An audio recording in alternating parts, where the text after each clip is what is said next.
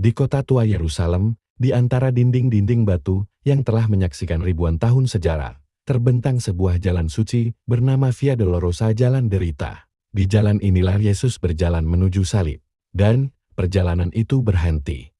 Bukan dengan sorak, bukan dengan kata-kata, melainkan dalam keheningan seorang ibu.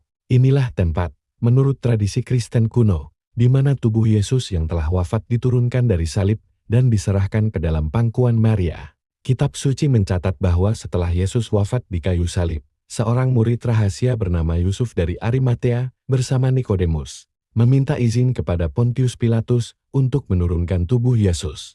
Sesudah itu Yusuf dari Arimatea meminta mayat Yesus. Injil Yohanes 19 ayat 38. Waktu sangat terbatas, hari Sabat hampir tiba. Tubuh Yesus harus segera diturunkan dan dimakamkan. Di tengah kesibukan itu, Maria berdiri di dekat salib. Injil tidak mencatat kata-katanya, tetapi tradisi.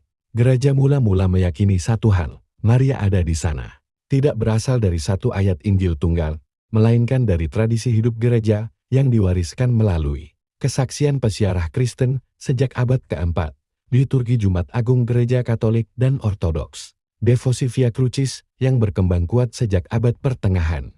Peristiwa ini dikenal dalam sejarah seni dan iman Kristen sebagai sebuah gambaran abadi tentang ibu yang memangku anak yang wafat.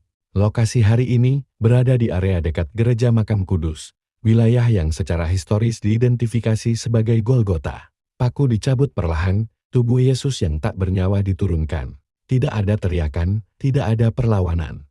Ketika tubuh itu diserahkan kepada Maria, ia menerima kembali anak yang dahulu ia kandung, ia susui, ia besarkan. Namun kini, dingin diam terluka. Nubuat yang pernah diucapkan Simeon kini tergenapi, dan suatu pedang akan menembus jiwamu sendiri. Lukas 2 ayat 35.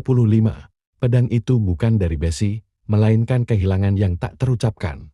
Bagi gereja, bukan hanya tentang duka, melainkan iman yang bertahan dalam kegelapan. Maria tidak melarikan diri, tidak menyangkal salib, tidak kehilangan kepercayaan. Ia berdiri sebagai ibu yang setia, gambar gereja yang menderita, manusia yang percaya, bahkan ketika harapan terlihat mati. Di pangkuannya, Yesus tidak hanya diserahkan sebagai anak, tetapi sebagai korban bagi dunia. Selama lebih dari 1000 tahun, jutaan peziarah dari seluruh dunia berhenti.